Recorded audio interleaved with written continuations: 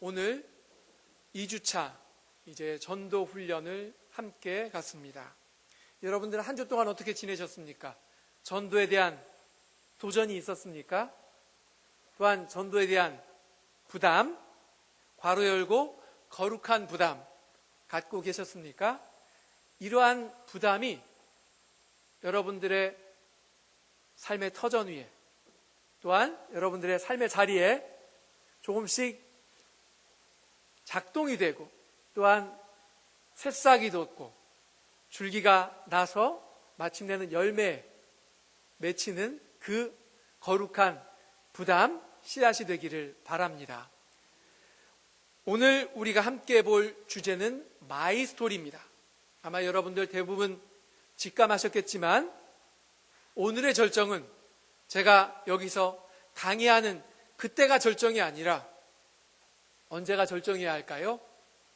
여러분들이 오늘 나의 그 이야기, 마이 스토리를 작성하는 그 순간이 아마도 절정이어야 되지 않겠나라고 저는 생각합니다.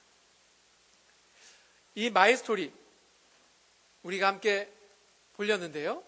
먼저 지난주 누가복음 10장 1절부터 11절까지 한번 우리가 본문으로 읽고 함께 공부했는데, 우리가 지난주에 뭘 배웠었죠? 주제가 뭐였을까요? 시작.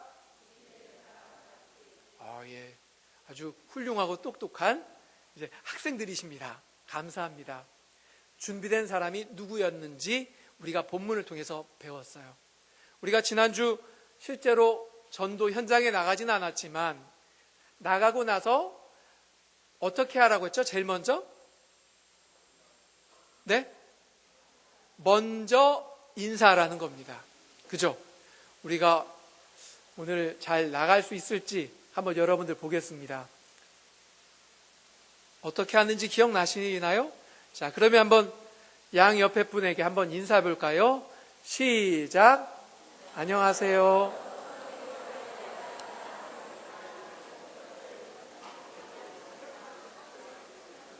네. 기대 이상입니다. 기대 이상입니다. 너무 좋습니다. 기대 이상입니다. 맞아요. 이렇게 인사했을 때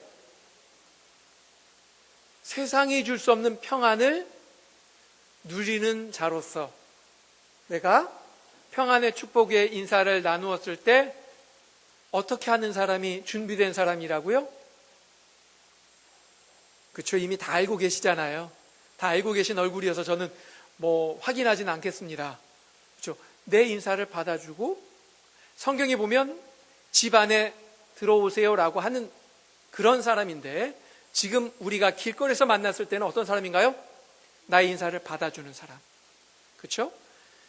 처음에는 혹시라도 받아들여지지 않는 것처럼 생각될 수 있어요.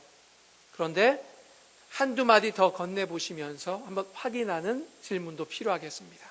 우리 지난주에 인사하고 나서 예수 믿고 구원받으세요, 그렇게 말씀 전하기도 하고, 또 어떤 질문 던져보라고 그랬죠? 시간이 있으세요? 또 어떤 질문들? 아주 당연한 질문 던지라 그랬죠. 당연한 질문 던지려면 잘 관심을 가지고 상대방을 관찰해야 돼요. 그렇다고 이 스캐닝 할 때 너무 샅샅이 취조하듯이 시선을 훑으라는 게 아니고, 이분이 지금 어떤 상황인가라는 것을 잠깐 살펴보시라는 것입니다. 그리고 나서 파악이 돼야 질문도 던질 수 있고, 그죠? 상황을 파악해야 대처를 할 수 있는 것처럼, 상황을 파악하지도 못하고 대처하려고 그러면 어떻게 돼요? 이게 엉망진창이 되거든요. 그러니까 잘 되지 않더라도 한번 먼저 살펴보시고, 그분이 이런 상황이구나. 예를 들어 지금 등산복을 입고 있다, 등산화를 신고 있다, 그런 상황들 보신다든지 여러 가지 상황 보시고 그에 맞는 당연한 질문을 던져주시면 이것도 하나의 팁이라면 팁이 될 수 있다는 건 말씀드렸습니다. 자, 그리고 나서 오늘의 바로 이 주제입니다. 그리고 나서 어떻게 할 것인가? 그리고 나서 어떻게 할 것인가? 이분이 준비된 사람이라면 어떻게 할 것인가입니다. 여러분, 오늘의 본문 읽으셨는데요. 여기 보면 예수님께서 사도행전이라는 그 틀 안에서 승천하시면서 제자들에게 하신 마지막 말씀이에요. 무엇인가 하니 성령이 너희에게 임하시면. 그죠? 어떻게 하라고요? 맨 마지막에 무엇이 된다고요? 증인이 된다라고 했습니다. 증인이라는 것이 무엇일까요? 증인이라는 것이 무엇일까요? 어떤 사건이 벌어진 현장에서 직접 목격한 사람이 증인이 될 수 있을 것입니다. 그죠? 여러분들이라면 어떤 것을 목격하시고 어떤 것을 들으셨으며 어떤 것을 경험하셨습니까? 마치 이 말씀처럼 말이죠. 여러분, 이 말씀 함께 요한일서 1장 1절부터 2절인데요. 함께 읽겠습니다. 시작. 태초부터 있는 생명의 말씀에 관하여는 우리가 들은 바요, 눈으로 본 바요, 자세히 보고 우리의 손으로 만진 바라 우리가 보았고 증언하여 너희에게 전하노니. 아멘. 바로 증언하려면 증인이어야 돼요. 이 증언하는 것. 여러분들은 어떤 것을 증언하실 수 있으십니까? 세상 사람들에게 예수님을 어떻게 증언하시겠습니까? 여러분들은 어떤 것을 경험하셨고 어떤 것을 보았으며 어떤 것을 들으셨습니까? 만약에 여러분들이 한 달이 걸쳐서 누군가한테 들었어요.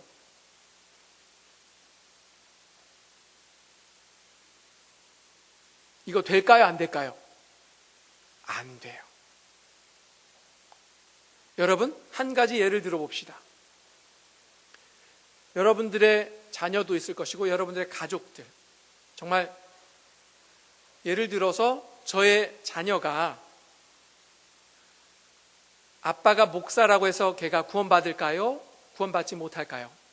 목사라는 것 때문에, 아빠가 목사라는 것 때문에 구원받을 수 있을까요? 좀 확실하게 이야기해 주세요. 받을 수 있어요? 없어요? 맞아요. 받을 수 없어요. 받아서도 안 돼요. 구원은 본인의 입으로 시인하고 고백할 수 있어야 돼요. 저는 철저합니다. 그래서 저희 가정에는 일주일에 2번 가정 예배를 드립니다. 저희 막내가 지금 이제 초등학교 갓 들어갔는데요. 대표 기도도 시켜요. 물론 엄하게 하지는 않습니다. 걔가 못하겠다고 하면 할 수 없는 것이죠. 어쨌든 중요한 것은 그 스스로 예수 그리스도를 만나야 돼요. 이것이 참 중요합니다. 그랬기 때문에 예수님을 어떻게 만나야 돼요? 인격적으로 만나야 돼요.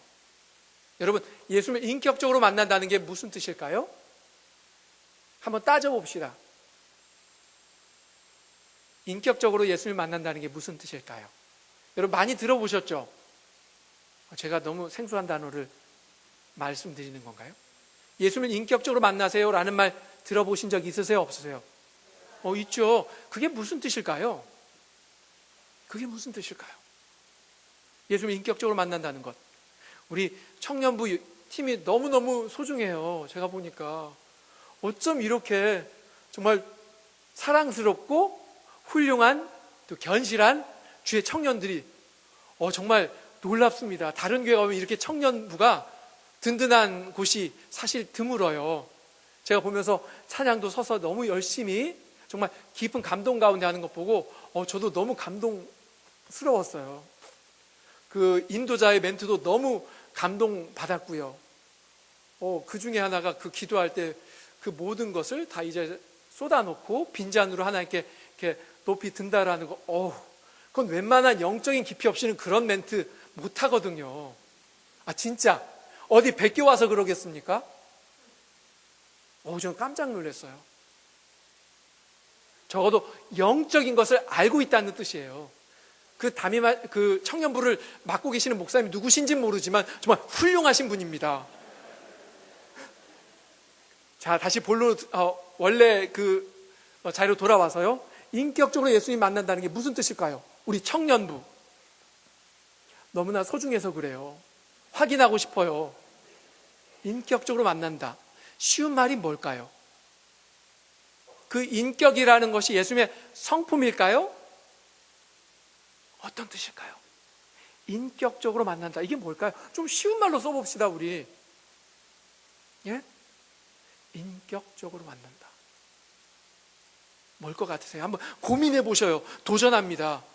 이때 이런 거 고민해 보지 언제 고민해 보겠습니까? 인격적으로 만난다는 것. 나는 인격적으로 예수님을 만났을까? 이게 너무 중요해요. 이게 해결이 안 되면 오늘 끝에 마지막에 당도에도 잘 못 끝내게 될 거예요. 인격적으로 만난다는 게 무슨 뜻일까요? 사실 질문 던진 사람이 가슴 졸이지 않아요. 대답이 안 나오면. 대답해야 될 분들이 가슴 졸이지 저는 괜찮습니다. 인격적으로 만난다. 예수님 인격적으로 만나라. 힌트 드릴게요. 옆 친구가 신앙이 좋아요. 그 신앙 좋은 친구를 통해서 만나라는 뜻일까요? 그 친구, 신앙 좋은 친구 난 예수님 이렇게 만났어 라는 얘기를 들으면서 만난다는 걸 의미할까요? 역시 제가 보니까 청년부가 너무 뛰어나요. 진짜 영적으로 훈련되고 있다라는 것을 제가 그냥 스치듯 이렇게 인사만 해도 느낄 수 있겠어요. 이거 정말입니다. 훈련되고 있다는 거, 영적으로 훈련되고 있다는 것을 느낄 수 있어요. 맞아요. 예수님을 인격적으로 만난다는 건 개인적으로 만난다는 뜻입니다. 내가 개인적으로 만나는 거예요. 그래서 간접적이 아니고 직접적이 되는 거예요. 여러분, 왜 선교사들이 이 암흑의 땅에 1850년대 그 이후 왜 직접 여기에 이 땅을 밟고자 했을까요? 제가 지난주 월요일 날 선교사 세 분을 양화진 거기에 모시고 다녀왔어요. 그때 박물관 안에 딱 들어가는데 박물관 문을 열고 딱 들어가는 순간 첫 문구가 뭔지 아세요? 요한복음 3장 16절 9절이었어요. 거기에 뭐라고 쓰여 있을까요? 하나님이 안 다녀오셨구나. 안 다녀오셨어요. 3장 16절을 이렇게 바꿨어요. 하나님이 과로를 이처럼 사랑하사. 과로가 뭘까요? 맞아요. 하나님이 조선을 이처럼 사랑하사. 처음 선교사는 이 땅에 해전에 패전하고 포로로 끌려와서 그 자리에서 죽었어요. 복음 전해보지도 못하고. 왜요? 예수님을 직접 만나야 되기 때문에 이 땅을 직접 밟고 직접 전하기 위해서 왔어요. 여러분들 어떠셔요? 지금 여러분들 한번 돌이켜 보실 때 나는 예수님을 직접 만났어. 물론 이게 꼭 육성을 통해서 귀로 들을 수 있다라는 것, 예수님 형상을 직접 보았다라는 것, 저는 이런 걸 말하는 건 아닙니다. 제가 영적이라고 해서 어떻게 뭔가 좀 실제로 막 예수님이 그림이 그려지고 그런 걸 말하는 건 아닙니다. 어떠신가요? 여러분들은 예수님을 주로 고백했던 그 순간이 있습니까? 바로 그거예요. 바로 그것을 말합니다. 그럴 때에 바로 증인이 될 수 있어요. 증인이 될 수 있습니다. 이제 이때에 그러면 무엇을 증언해야 될까? 내가 만난 예수님 어떻게 증언해야 될까? 한번 여기 살펴보십시다. 여기 보시면 마이 스토리를 구성하는 여기 3단계가 있어요. 3단계. 그리고 맨 밑에 뭐라고 쓰여 있죠? 빨간 글씨인데 보이시나요? 보이시는 분들만 함께 읽겠습니다. 시작. 맞아요. 이거예요. 우리 마이 스토리는 일반 간증과 달라요. 나의 이야기에 예수님이 들어있는데 나는 예수님을 광고하는 광고판이에요. 나는 예수님을 가리키는 손가락에 불과해요. 바로 이 메시지입니다. 선생님도 예수님 믿으세요. 내가 예수님 믿으니까 이렇게 좋아요. 여러분, 달을 가리키는 손가락, 그 손가락의 역할이 무엇일까요? 뭐만 잘 가리키면 돼요? 맞아요. 달만 잘 가리키면 돼요. 그런데 달을 가리키는 그 방향은 잃어버린 채 피부가 거칠어졌어. 배국 피부 관리하기에 바쁘고 아주 포동포동 살찌게 하기에 바쁘고 또는 페디큐어, 매니큐어 칠하는 데 바쁘고 또 거기에 좀 더 액세서리 해야겠다 그래서 금으로 금가락지 끼우고 또 거기에 부족해서 뭔가 올려놓고 얹히기 위해서 다이아몬드 얹히고 저는 지금 뭐 어떻게 손을 가꾸지 말라는 그런 것이 아니라 우리의 삶이 혹시 우리의 신앙의 본질이 되신 예수 그리스도를 가리키지 못하고 그 외에 다른 것에 혹시 정신을 팔려 있지는 않습니까? 그렇다면 한번 오늘 이 시간을 빌어서 여러분들이 만난 예수님, 꼭 최초의 예수를 만난 때가 아니어도 괜찮아요. 모태 신앙인 분들은 혹시라도 뭐 중간에 신앙생활하다가 변화된 분들도 있잖아요. 어려운 일이 있다가 사위 망했다가 잠을 못 자다가 어느 순간 새벽기도 나가겠다 하고 새벽기도 하는 중에 예수님을 다시 한번 그 신앙을 재확인하는 순서도 있지 않습니까? 그래서 오늘은 한번 이런 과정을 통해서 내가 예수님을 정확하게 가리키는 손가락이 돼보는 시간 가지려고 합니다. 자, 그러면 어떻게 구성되어 있는지 한번 보실까요? 첫 번째 줄입니다. 첫 번째 줄 한번 읽을까요? 시작. 맞아요. 또는 예수 믿기 전 아니어도 예수 믿다가도 내가 신앙이 없을 때 이런 사람이었습니다. 이런 어려움에 봉착했었습니다. 라도 되겠죠? 자, 그러면 두 번째 읽겠습니다. 시작. 나는 예수를 이렇게 만났습니다. 세 번째 시작. 맞습니다. 아주 간단하죠? 이게 마이스토리의 구조입니다. 여러분들 이미 종이 다 받으셨는데요. 자, 이런 구조로 쓰시면 되는데, 자, 한번 마이스토리의 목적 한번 볼까요? 마이스토리를 작성하면 뭐가 좋은가 하면 첫 번째로 구원의 기쁨을 이제 나눌 수 있습니다. 먼저 맞아 예수님께서 이렇게 내 삶 속에 찾아오셨지, 순간순간 내가 경험했던 어려움 속에서 이렇게 구원해 주셨지. 그리고 두 번째입니다. 마이스토리라는 것이 이야기이기 때문에, 스토리텔링이기 때문에 공감대를 형성할 수가 있어요. 성경의 문자로만 남아있지 않고 이 이야기가 마치 지금까지도 내 삶 속에서 역사하고 벌어지는 일이기 때문에, 그러한 것들을 나누는 이야기이기 때문에, 그것을 이야기 형태로 담아서 전달하기 때문에 공감대 형성이 가능하다는 겁니다. 그리고 나서 세 번째가 무엇인가 하니, 공감대가 형성되면 관계가 형성이 돼요. 이 사람이 이런 사람이구나 라고 하면서 관계 형성의 문이 열리기 시작합니다. 이를 통해서 우리가 복음을 전할 수 있습니다. 자, 그러면 마이스토리를 직접 전할 때 좋은 점이에요. 첫 번째, 마음의 문을 쉽게 열 수 있어요. 왜냐하면 내 어려운 사정의 이야기이기 때문에, 어떤 유명 연예인의 이야기가 아니라 내 삶의 이야기이기 때문에 그 이야기를 통해서 마음의 문을 쉽게 열 수 있습니다. 어떤 교리를 전달하는 것도 아니고요, 성경을 암송해서 전달하는 것도 아닙니다. 단지 제가 사람이 건강으로만 사라지는 게 아니더라고요. 벌써 이게 딱 뭔가 던져주고 있죠. 사람이 돈으로만 사라지는 게 아니더라고요 하면서 마이스토리에 전할 수 있잖아요. 자, 두 번째, 이 변화된 나의 이야기를 들으면서 어느 누구도 반박할 수 없어요. 왜요? 이 이야기는 누구의 이야기이기 때문에요?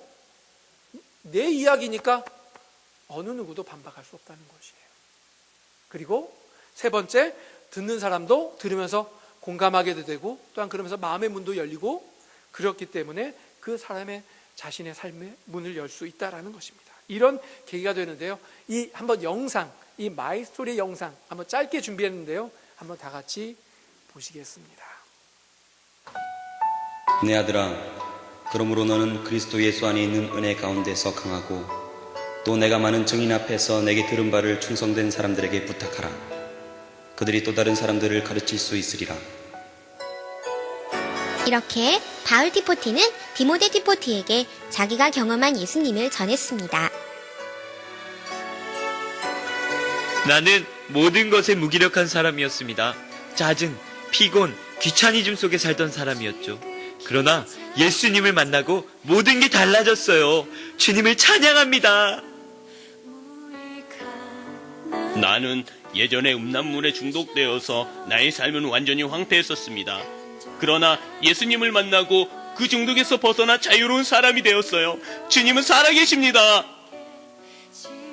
난 우울증 때문에 살 의미를 느끼지 못했습니다. 그러나 예수님을 만나고 모든 일에 의미가 생기고 목적이 생겼습니다. 나의 목적이신 예수님을 찬양합니다. 나는 나만 생각하고 나만을 위해서 살아가는 이기적인 사람이었습니다.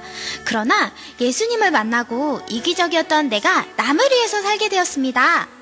예수님을 찬양합니다. 네, 아주 간단하죠. 이 이야기 여러분들 이게 바로 마이스토리입니다. 자, 그러면 한번 마이스토리의 작성 단계 한번 보실까요? 첫 번째 단계입니다. 하나님께서 지혜 주실 것을 믿고 기도하면서 작성하는 겁니다. 그죠? 두 번째는 무엇인가 하니 예수 그리스도를 만나기 전과 후의 주제가 같아야 돼요. 어떤 권사님께서 오른팔이 아프셨다가 예수님께 기도했다가 나은 경험이 있고 또 왼쪽 다리가 아팠다가 예수님께 기도하고 나은 경험이 있다고 칩시다. 제가 예전에 어려울 때 오른손이 아팠었어요. 근데 예수님께 기도했더니 왼발이 나았어요. 이게 돼요, 안 돼요? 물론 이 두 가지 이야기를 그냥 쪼개서 따로따로 쓰면 되는데 이것을 같이 동시에 묶어놓으면 듣는 사람이 헷갈릴 수 있다는 겁니다. 그러니까 오늘 작성하실 때는 한 가지만, 여러 가지 100가지 이야기가 있더라 할지라도 오늘은 그 중에 한 가지만 작성해 보시면 됩니다. 그리고 세 번째로는 예수님 어떻게 영접했는지 그런 과정이 나타나면 가장 좋겠습니다. 그리고 마지막 네 번째입니다. 여러 번 읽고 수정하는 것이 중요해요. 여러분, 우리가 글 잘 쓰시는 분들이 있죠. 근데 여러분, 보통 인간은 글을 처음부터 잘 써내려가지 못해요. 왜냐하면 단기 기억 능력이 있고 장기 기억 능력이 있는데 뇌에는 단기 기억, 막 아이디어가 쏟아질 때 그거를 아이디어를 그냥 막 진술해 나가면 이게 문장이 제대로 안 돼요. 이게 바로 인간이에요, 인간. 원래 우리가 다 글을 잘 못 써요, 본래. 그렇기 때문에 반드시 수정하셔야 돼요. 수정하면서 더 불필요한 부분들 가지치고 자기 자랑 같은 거 가지쳐내고, 그죠? 그래서 예수님께서 나에게 어떤 변화를 주셨다? 그것만 쓰시면 돼요. 아주 중요한 골격만 일단 오늘은 써보시는 겁니다. 그래서 여러 번 읽고 수정하세요, 여러분들. 자, 그러면 마이스토리 형식이 이렇습니다. 오늘 드린 그 A4 용지에 그대로 쓰시면은 2분 정도 채우시는 거예요. 말할 때 2분 정도가 걸립니다. 자, 그러면 어떻게 진행되는지 첫 번째, 예수님을 믿기 전 생활이 몇 줄이라고요? 3줄에서 4줄. 중간에 예수님을 믿게 된 계기나 과정 5, 6줄. 마지막으로 예수님을 믿은 후의 변화가 몇 줄이라고요? 자, 분량상으로 보면 어느 부분이 제일 길어요? 맞아요. 내가 왕년의 말이야. 이게 길면 안 된다라는 거예요. 초점이 나를 가리키는 게 아니라 바로 예수 그리스도를 가리키는 것이기 때문에 그래요. 이게 마이스토리가 그냥 보통 간증이 아니라 내가 예수를 만나고 변화되어서 이렇게 좋아요. 그래서 결국 뭐라고요? 선생님도 형제님도 자매님도 예수 믿으세요. 예수 믿으면 이렇게 좋아요. 라는 것이기 때문에 이 예수를 믿은 후의 변화, 이것이 가장 중요합니다. 자, 그러면 한번 여러분들 혹시 잔잔한 음악이 준비될까요? 예. 준비되는 동안 한번 여러분들께 작성 사례 한번 읽어 드릴게요. 아주 간단한 작성 사례인데요. 이렇습니다. 한번 들어보세요. 저는 어려서부터 말이 없고 소극적인 아이였습니다. 그래서 친구도 없고 늘 항상 외톨이였습니다. 제 삶에는 기쁨이 없었습니다. 무엇 때문에 살아야 할지도 잘 몰랐습니다. 그런데 중학교 1학년 수련회에서 기도하는데 예수님께서 이런 마음의 감동을 주셨습니다. 왜 너는 혼자라고 생각하니? 내가 너의 친구가 되면 안 되겠니? 내가 너를 얼마나 사랑하는지 알고 있니? 그때 한없는 눈물이 흘러내렸습니다. 그동안 제 마음 한켠에 있었던 수많은 외로움들이 씻겨져 내려갔습니다. 그리고 제 마음에 기쁨이 넘쳐 흐르게 되었습니다. 그 이후에는 저의 얼굴 표정이 바뀌었습니다. 이전에 저의 별명은 주로 얼굴을 찡그린다고 해서 못난이, 깡패 등의 별명이었습니다. 그런데 저의 표정이 바뀌고 나니까 별명도 재미있는 만화 캐릭터인 호빵맨, 개그맨 이름 등으로 바뀌게 되고 친구들도 많이 사귀게 되었습니다. 지금도 늘 예수님께서는 저의 친구가 되어주시고 힘든 일이 있어도 어려움이 있어도 쉽게 이겨내고 늘 웃을 수 있는 힘과 용기를 주십니다. 형제님, 예수 믿으세요. 이렇게 작성하는 거예요. 자, 그러면 여러분들 지금 종이 다 받으셨죠? 이게 너무 거창하지 않아도 괜찮아요. 소소할수록 아름답습니다. 간단할수록 명확하게 전달할 수 있습니다. 중요한 것은 엄청난 감동 스토리가 아니어도 중요한 것은 무엇이라고요? 예수 그리스도의 흔적이 내 삶 속에 있고 그로 인한 변화를 전달하는 거예요. 아셨죠? 자, 한번 지금부터 작성해 보세요. 혹시 모르시는 궁금한 분이 있다면 저한테 조용히 손만 들어주시면 제가 옆에 가서 설명드릴게요.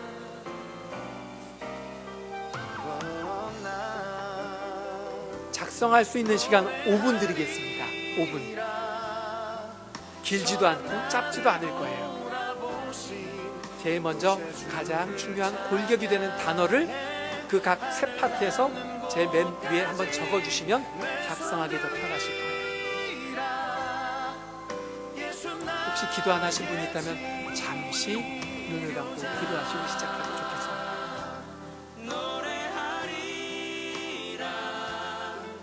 전한 나를 돌아보신 구세주를 찬양해 하늘 닿는 곳까지 내 손 들리라.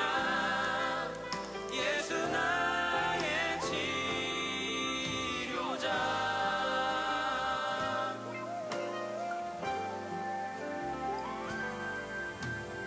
예수 나의 좋은 치료자. 그의 손길이 닿는 곳은 나의 상처와 아픔 영원히 흐를 것 같았던 눈물 다 멎었네. 예수 나의 치료자. 여러분, 제출할 것은 아닙니다. 부끄럽게 생각지 마시고 본인의 이야기를 쓰시면 됩니다. 제출하는 건 아닙니다. 구세주를 찬양해 하늘 닿는 곳까지 내 손 들리. 벌써 1분이 지났습니다. 4분 남았습니다. 예수 나의 치료자. 어떤 어려움도 깊은 저